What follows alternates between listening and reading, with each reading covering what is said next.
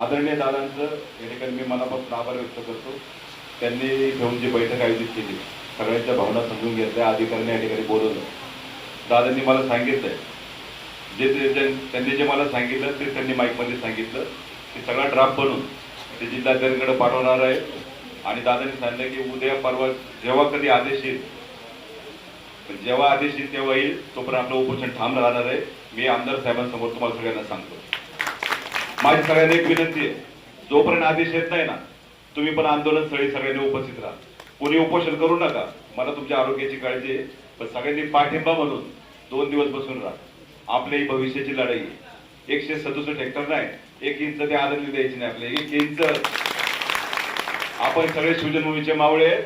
मी तर सगळ्यांसमोर सांगतो, सगळे आदिवासी नेते पुढारी या ठिकाणी उपस्थित आहेत.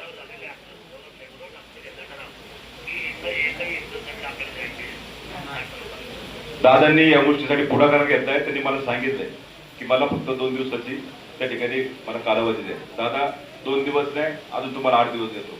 8 दिवस माझी बसण्याची तयारी आहे लोकांसाठी.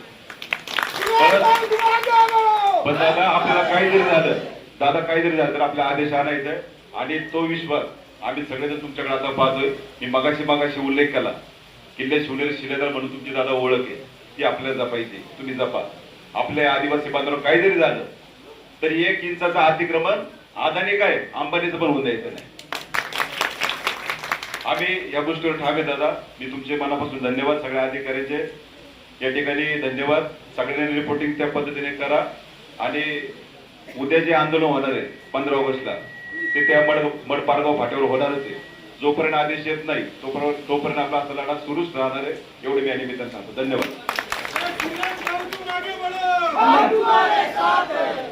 हे बघा, उद्याला जे कल्याणनगर रोड आहे तो अडवणार आहे. त्यामुळे आपण कोणीच हलू नका, कोणी जाऊ नका. आपली मिटिंग होणार आहे. अरे